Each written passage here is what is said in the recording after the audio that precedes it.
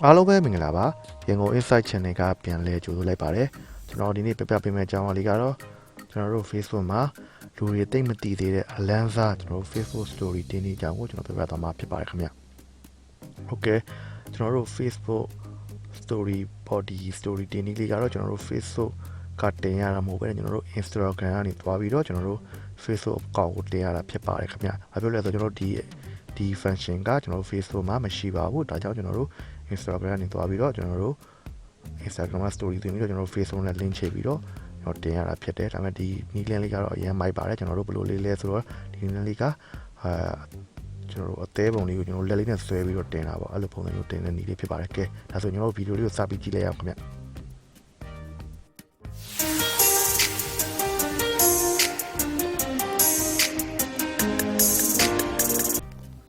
ျကျွန်တော်တို့ရန်ကုန် Insight Channel မှာ Facebook နဲ့နည်းပညာဆိုင်ရာ tutorial ဗီဒီယိုလေးများကိုနေ့စဉ်တင်ဆက်ပေးနေတာကြောင့်အမြဲတမ်းကြည့်ရှုနိုင်ရန် channel လေးကို subscribe လုပ်ပေးထားကြပါဦးနော်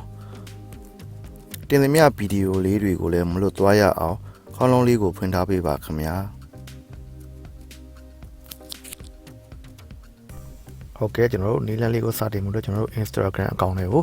ုအရင်ဦးဆုံးတွားရောက်ရပါမယ်ဟုတ်ကဲ့ဒီတို့မိတ်ဆွေတို့မှာ Instagram အကောင့်မရှိရင်ကျွန်တော်အပေါ်မှာပေါ့ကျွန်တော် link လေးပေါ့ Instagram ဘယ်လိုလုပ်ရလဲဆိုတော့ကျွန်တော်တခြားဗီဒီယို link လေးကိုကျွန်တော်ပြထားပါလဲအဲ့ link ထဲမှာတွားရောက်ပြီးတော့ Instagram ဘယ်လိုအလွယ်ဆုံးလုပ်လဲဆိုတာကိုကျွန်တော် Facebook နဲ့ချိန်ပြီးတော့ကျွန်တော်တို့အမှာပြထားပါတယ်ကျွန်တော်အချင်းဆုံးဟုတ်ပြီကျွန်တော်ဒီမှာဒါကိုဗီဒီယိုလေးဆက်သွားမယ်ကျွန်တော် Instagram အကောင့်တွေကိုကျွန်တော်ဝင်လိုက်မယ်ဟုတ်ပြီဒါကျွန်တော် Instagram အကောင့်လေးပေါ့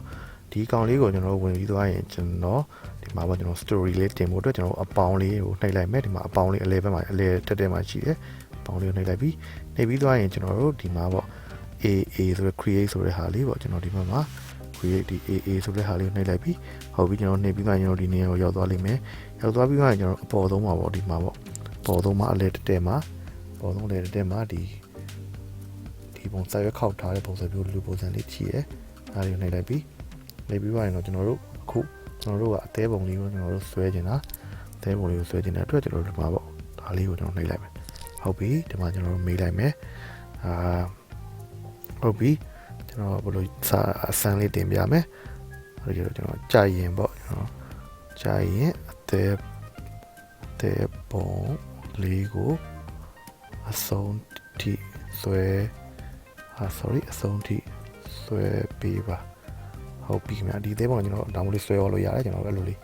းမိုက်တယ်ခင်ဗျာဒီနေရာလေးကတော့ကျွန်တော် Facebook function မှာကျွန်တော်ဒီတော့မရှိသေးပါဘူးအဲ့ဒါလေးကျွန်တော်တင်လိုက်ပြီးကျွန်တော် story ကိုကျွန်တော်တင်လိုက်မယ် send to ဆိုတဲ့ဟာလေးနှိပ်မယ်ဒါတော့ဒီနာမှာ send to ဆိုအောက်ဆုံးမှာဖြူလေးရှိတယ် send to လေးကျွန်တော်နှိပ်လိုက်မယ်ဟုတ်ပြီနှိပ်ပြီးတော့ကျွန်တော်တို့ sharing option လေးကိုတစ်ချက်ကြည့်လိုက်မယ် sharing option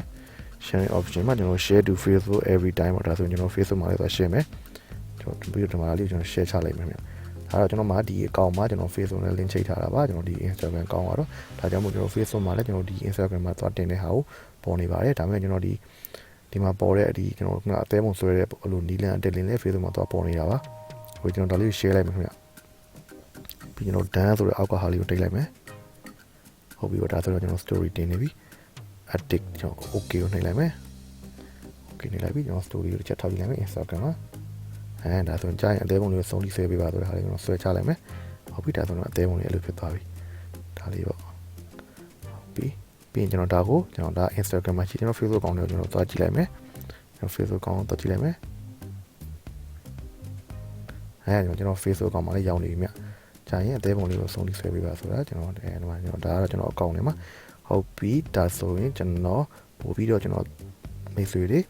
ဖြစ်နေရှာတီအောင်ကျွန်တော်တခြားကောက်အောင်နေပြီးတော့ဒါလေးဆိုဆွဲကြည့်မယ်ဘယ်လိုမျိုးပုံစံပေါ်ပြန်ဆိုကျွန်တော်တူတူကြည့်ရမယ်တူတူကြည့်လိုက်အောင်ဟုတ်ပြီခင်ဗျာ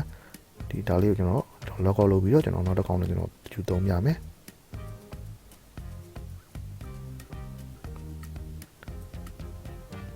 ဟုတ်ပြီကျွန်တော်ဒီအကောင့်နဲ့ကျွန်တော်ယူလိုက်မယ်အဲဒီမှာကျွန်တော်သူတင်ထားတာကျွန်တော်တွေ့နေပြီခင်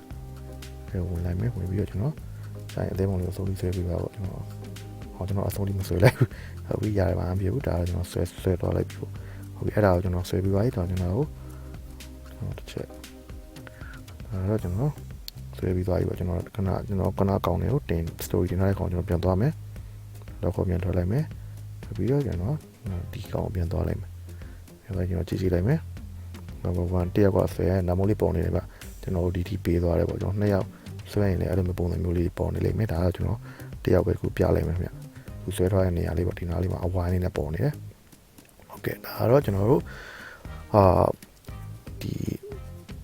ကျွန်တော် Facebook မှာပေါ့လူတွေတိတ်မသိသေးဘူးကျွန်တော်ထင်ကျွန်တော်သိသလောက်တော့ဒီနီလန်လေးနဲ့ကျွန်တော်တို့ my day Facebook story တင်တဲ့နီလေးဖြစ်ပါတယ်အရင်မိုက်ပါတယ်စမ်းကြည့်ကြပါလို့ကျွန်တော်အချန်ပြချင်ပါတယ်ခင်ဗျဟုတ်ကဲ့ဒီဗီဒီယိုလေးနဲ့ပတ်သက်ပြီးတော့သိချင်တာမရဘူးလေကျွန်တော်အောက်က comment box မှာရေးသွားလို့ရပါတယ်ခင်ဗျကျွန်တော်ဗီဒီယိုလေးကိုကြည့်ပြီးအားလုံးပဲနှစ်သက်ကြမယ်လို့ကျွန်တော်ထင်ပါတယ်ခင်ဗျ